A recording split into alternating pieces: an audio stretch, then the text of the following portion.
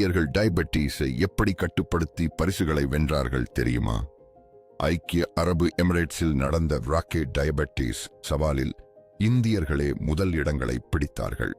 5500க்கும் மேற்பட்ட பங்கேற்பாளர்கள் இந்த 12 வார நிகழ்வில் கலந்து கொண்டனர்.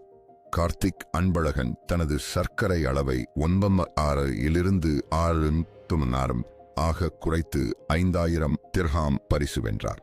மருந்துகளை நம்பியிருக்க முடியாது என்று உணர்ந்தேன். கார்போஹைட்ரேட்டுகளை குறைத்து புரத உணவை அதிகரித்து நிலையாக இருப்பதே வித்தியாசத்தை உண்டாக்கியது என்றார் அவர்.